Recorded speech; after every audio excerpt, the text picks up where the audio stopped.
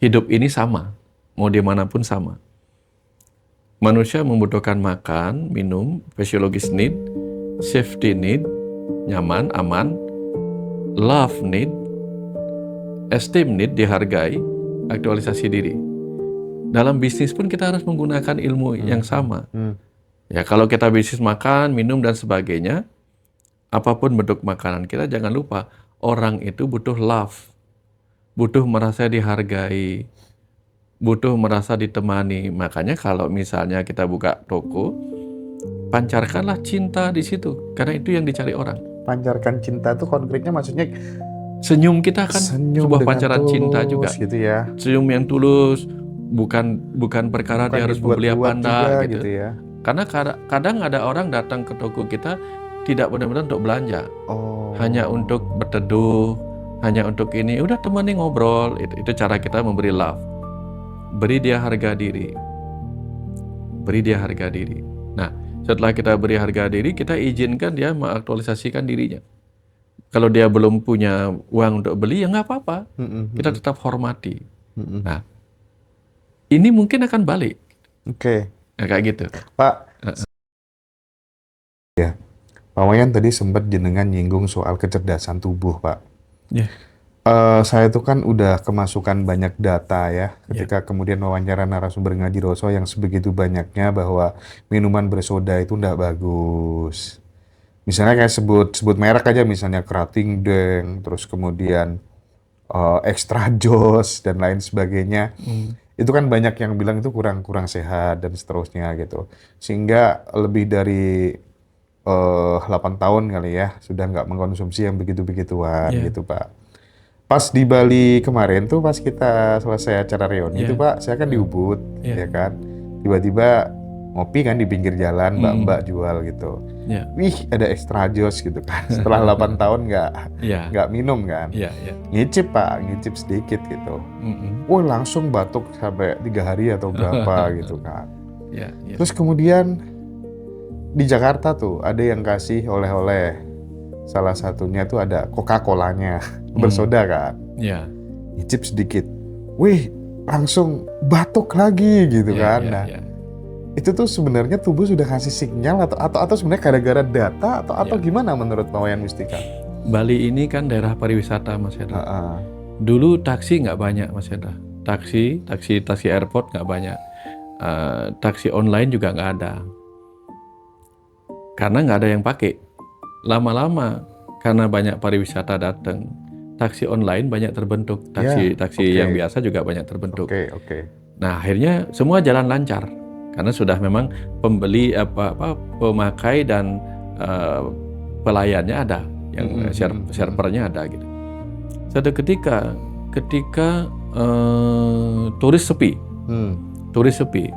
yang gelisah kemudian sopir-sopirnya, lah ini kok aku dapat kerjanya gimana nih gitu. Akhirnya lama-lama bergantilah dia pekerjaan. Bayangkan seperti itu, berganti pekerjaan sehingga sopir taksi semua menjadi petani gitu misalnya, karena nggak ada lagi tamu. Tiba-tiba mendadak ada tamu, bingung kan pemerintahnya, lah ini pariwisata datang lagi nih, sementara sopir taksi semua udah pensiun. Wah, akhirnya terjadi pembeludakan tamu-tamu yang nyari taksi lagi nih, pulang lagi semua. Nah, hal yang sama terjadi pada tubuh kita, Mas Hendra. Tubuhnya dulu ketika sering-sering minum hal seperti itu, nah ini ada tamu nih berupa molekul-molekul yang berasal dari minuman seperti ini. Ada mineral-mineralnya. Kok bisa ke situ ya larinya ya? Nanti tubuh kita akan menyiapkan sel-sel untuk pengangkutannya. Lama-lama Mas Hendra berhenti tahunan. Nah, sel pengangkut itu sudah, saya nggak ada kerjaan, kayaknya udahlah kita pensiunkan semua tim ini gitu. Tiba-tiba minum lagi, kemudian sel imun menganggap ini apaan gitu. Ini demo apa tamu gitu. Dianggap demo nih, dianggap musuh sekarang kan. Ketika dianggap musuh, sistem imun bekerja. Ya entah bikin infeksi lah, radang lah, dan sebagainya. Nah, ini nggak boleh masuk kamu, dibatukin lah, Mas Hendra jadi batuk. Kayak gitu Mas Hendra. Bener-bener master life sih Pak Wayan nih. Gak bisa berkata-kata deh ya.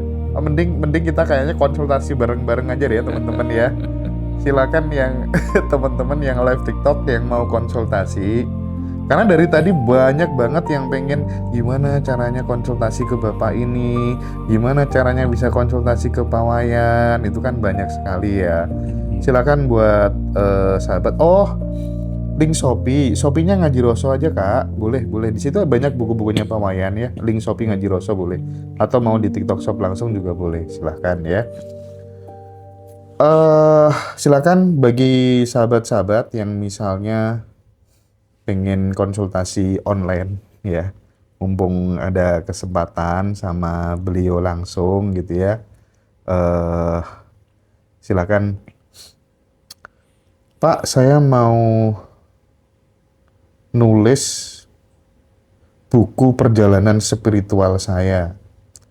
Gimana ya caranya gitu? Yaitu Caranya, mulai dari mana gitu kali Pak? caranya mulai dari manapun mau menulisnya. Hmm. Mulai aja. Karena nanti kita akan tahu bahwa apa. Kadang ketika kita mau membuat rumah tingkat, bukan langsung ke atas, kita menggalinya ke bawah dulu.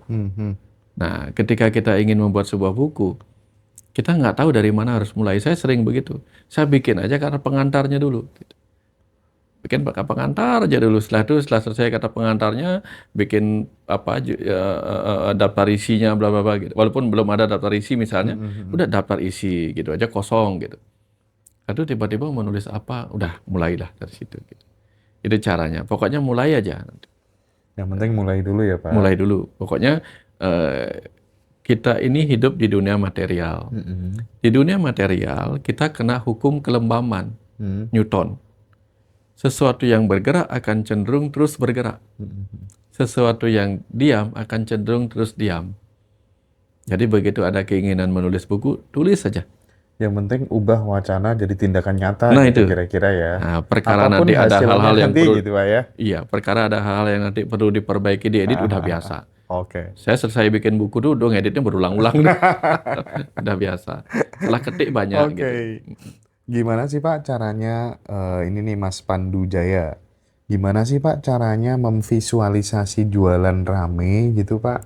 Jadi gini Pak, mungkin perlu dijelaskan kadang ya, supaya kita nggak terjebak pada hal-hal yang sifatnya non-teknis saja. Karena saya melihat afirmasi dan lain-lain itu adalah hal-hal yang sifatnya non-teknis. Padahal hasil itu selain dipengaruhi non-teknis, ada teknis juga gitu. Ya. Nah, mungkin bisa dijelaskan secara berimbang gitu, Pak. Ya, Mungkin jualannya juga perlu dievaluasi, Oh enak iya, apa enggak gitu. Gimana, Pak? iya.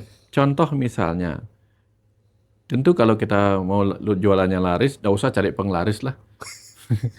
Penglaris yang kita butuhkan itu apa?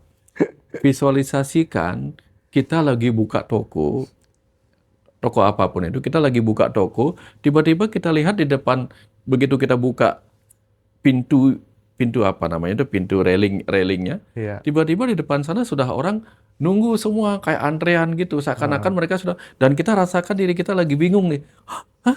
Kenapa orang antri banyak? Seakan-akan itu terjadi. Begitu kita buka pintunya, buru-buru ke pintu, mereka sudah masuk. Semudah itu membayangkan sesuatu masuk gitu. Nah itu misalnya begitu. Tetapi kalau itu rasanya kok nggak mungkin lah gitu misalnya. Oke, kita bayangkan apa? Kita bayangkan kita ngubah interiornya seperti apa sih? Itu misalnya. Nah setelah kita ngubah interior itu tentu kita butuh belajar dulu. Apa sih yang disukai sekarang gitu kan? Nah itu juga. Gitu. Apa sih yang dibutuhin orang-orang sekarang interiornya kayak apa gitu. Ilmu itu harus gabung antara visualisasi kreatif dan kreativitas gitu. Kreativitas dalam bentuk action maksud saya. Oke. Kalau hanya visualisasi kreatif tapi nggak ada action, nggak punya. Setuju. Contoh ini, kita ingin punya rumah yang bagus banget. Lalu kita visualisasi kreatif. Kita bisa membayangkan rumah itu begini. Tapi kalau nggak digambar, nggak jelas. Apalagi kalau gambarnya nggak diwujudkan jadi rumah, nggak punya rumah kita. Gitu. Tetap semua harus dimulai dengan apa diproses dengan action gitu. Dan ketika orang-orang hadir, jangan lupa,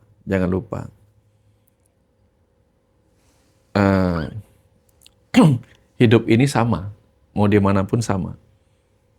Manusia membutuhkan makan, minum, physiologis need, safety need, nyaman, aman, love need, esteem need, dihargai, aktualisasi diri. Dalam bisnis pun kita harus menggunakan ilmu yang sama.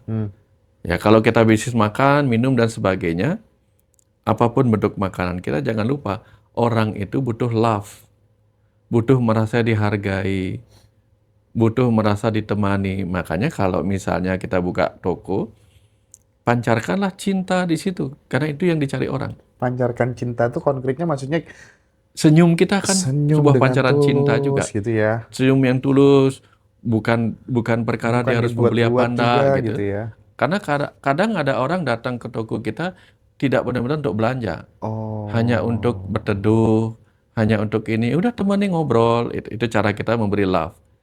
Beri dia harga diri. Beri dia harga diri. Nah, setelah kita beri harga diri, kita izinkan dia mengaktualisasikan dirinya. Kalau dia belum punya uang untuk beli, ya nggak apa-apa. Kita tetap hormati. Nah, ini mungkin akan balik. oke. Ya, kayak gitu. Pak, sebelum dilanjutkan Iya. apa tuh namanya menjawab pertanyaannya teman-teman, Pak. Ya, Karena ini lagi banyak banget yang rame beli bukunya Pak Wayan. Iya. Bisa nggak Pak di-spill sedikit-sedikit gitu? Mulai dari saat semesta bicara itu intinya tentang apa? Dialog rahasia intinya tentang apa?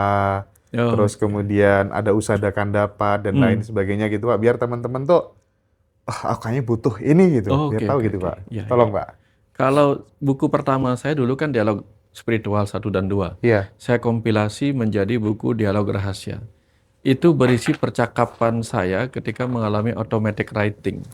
Automatic writing itu adalah ketika saya mencoba mengumpulkan pertanyaan, malah mengalir jawaban. Itu yang terjadi dialog saya dengan sesuatu yang saya tidak tahu itu apa gitu. Tapi yang jelas saya nulis pertanyaan dikasih jawaban sampai habis pertanyaan saya dan harus kumpulin pertanyaan baru untuk mendapatkan jawaban-jawaban. Ini persis kayak gini, cuman dia tertulis gitu. Oh, oke. Dan itu mengalir dari seluruh pertanyaan sejak masa kecil saya. Untuk apa sih kehidupan ini?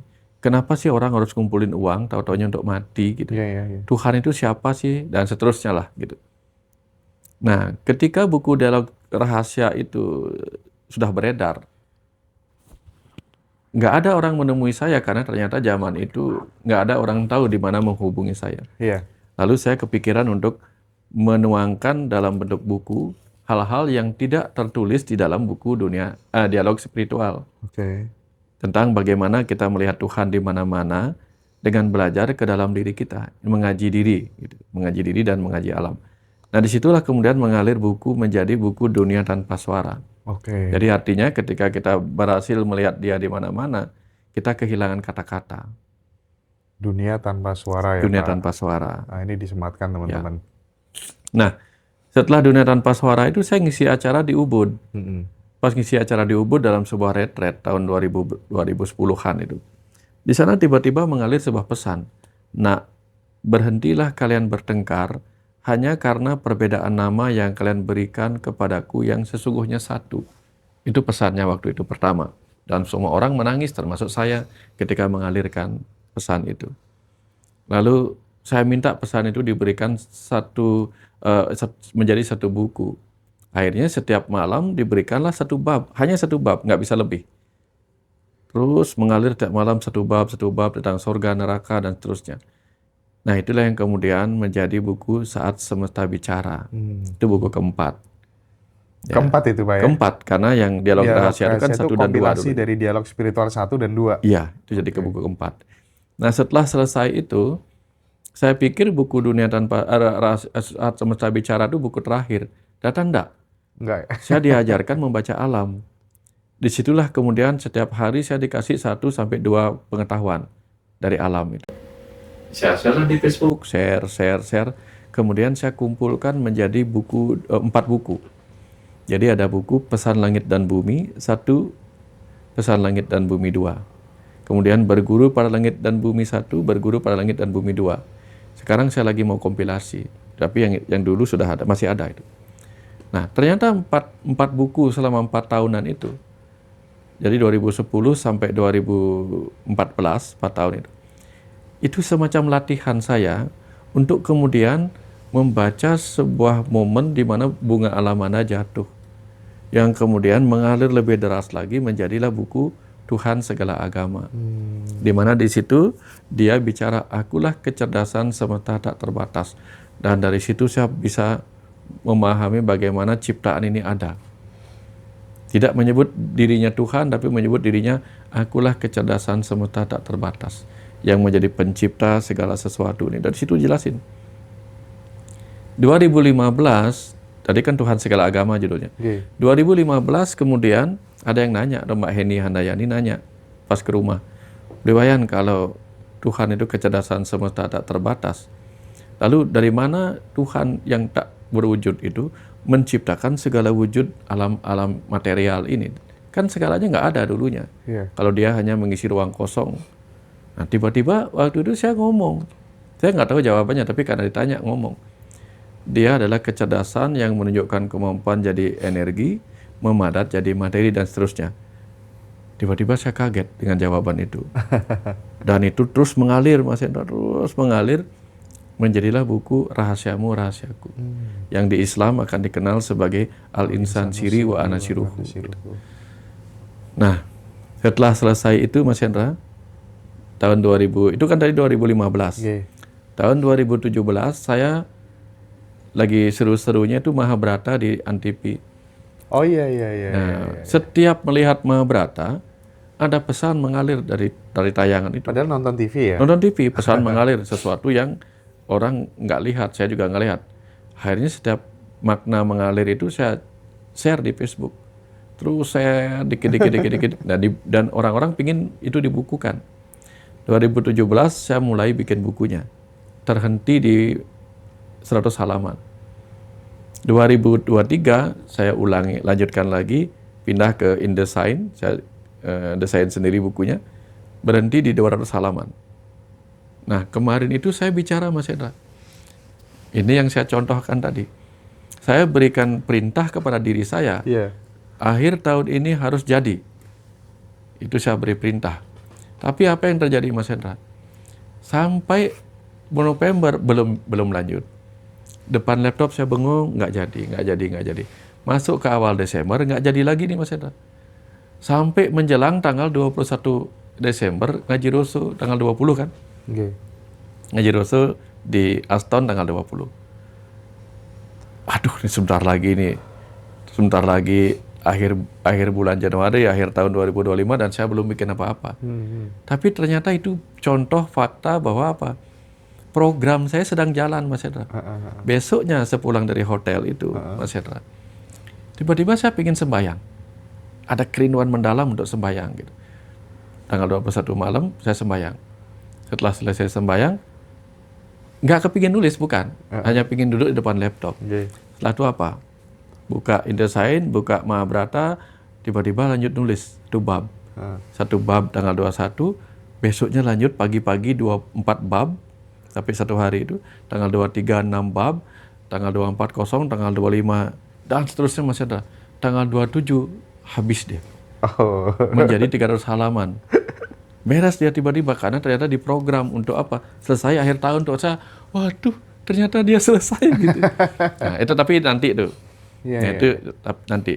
Tapi ketika Mahabharata itu jeda, saya malah disuruh bikin buku tentang sedulur papat. Versi nama Bali, yaitu Kandepat. Kandepat itu artinya saudara empat. Nah, saya nggak tahu saudara empat itu kayak apa menjelaskannya gitu. Itu kan kitab suci orang-orang dulu kan. Pengetahuan orang-orang dulu. Jadi kan. Jadi sebelumnya belum pernah baca itu? Belum pernah Mas Hendra. Akhirnya karena disuruh bikin, saya ambillah referensi beberapa. Lalu saya, saudara empat adalah bla bla bla. Seperti orang bikin artikel gitu. Dan itu bukan saya, Mas, bukan tipe saya begitu. Tiba-tiba ditelepon sama Pak Kadek setelah 2 minggu jeda. Dek, bukunya udah jadi belum? Gitu. Kaget saya. 2 bulan lagi kita akan launching. 2 bulan lagi nih. Terus akhirnya apa? Karena nggak tahu bagaimana caranya, saya katakan, sudah proses beli gitu. Lalu saya buka bukunya lagi. Aduh, ini bukan saya nih, 10 halaman tentang Kandepat itu, saudara 4 itu bukan gaya penulisan saya. Lalu saya select, lalu saya cut dulu, maunya tak simpan di bagian mana di terakhir gitu. Iya. Lalu saya menjadi seseorang yang gelisah mau bikin apa nih gitu. Tiba-tiba muncul, tidak tahu dari mana ras saya tuh menolehkan mata saya untuk melihat sebuah kata lisah. Apa? Lisah. Lisah. Lisah itu bagian dari kanda 4 juga yang menyebut lisah. Nggak tahu di mana, saya lupa dapat di mana itu. Dari kata lisah itu kemudian muncul kata gelisah. Oh. Artinya kegelisahan seorang lisah tentang kenapa hidup saya terpuruk bla bla bla. Di situ langsung ngalir Mas, terat gitu. Kenapa kamu menjadi hidup pribadi yang gelisah? Karena kamu lupa dengan saudara empatmu, yaitu ari-ari, air ketuban, kakang kawah, adik ari-ari, air ketuban, darah, ari-ari, dan ya, plasenta. Ini saudaramu yang pernah kamu ajak hidup, merawatmu di dalam kandungan, membantumu lahir, dan menjagamu di luar kehidupan. Nah, tiba-tiba begitu Mas Hendra, saya langsung sebulan kemudian bukunya beres. Aduh. Bukunya beres, langsung Seru dicetak. hidupnya Pak Wayan. Kayak gitu Mas Hendra. Dan setelah buku kanda 4-nya selesai kan, udah dicetak sama Pak Kadek, tapi kemudian saya cetak ulang. Pak Putu kemudian, Pak Putu Faras, Pak Putu Eka, Pak Dokter, setelah kanda 4 ini berarti lanjut ke pengobatan dengan saudara 4. Usada kanda Pak. Usada kenapa? Terus saya bilang apa Mas Hendra waktu itu? Wah ini berat Pak Putu. Kalau pengobatan berat. Sebagai seorang dokter saya harus banyak referensi nih. Saya bilang gitu Mas. Tapi pada saat itu hari upacara feodalan namanya di pabriknya Faras. Okay. Tiba-tiba mengalir ini Mas Hendra. Saya ambillah kotak nasi bekas yang putih itu. Saya tiba-tiba dapat sesuatu. Saya gambar di situ. Kayaknya kesini dia Pak Putu. Gitu. Akhirnya yang terjadi apa? Sepulang dari tempat itu di Tabanan, saya ke rumah. Malam-malam saya bikinkan dengan Photoshop, saya bikinkan cover. Okay. Kemudian saya bikinkan bakalan cover dan kata pengantarnya. Lalu saya share di Facebook. Ini yang saya sebut action tadi. Walaupun belum apa-apa. Action aja saya dulu, seakan-akan bukunya sudah jadi. Lalu ada yang nanya, Pak Dokter, bukunya udah jadi ya Usada Kanda 4? Saya mau beli ya. Itu seperti pemicu Mas Hendra. Itulah yang perlu kita lakukan ketika kita butuh sesuatu. Iya, tahu. Action aja dulu supaya apa? Itu mendorong kita untuk tambah semangat gitu.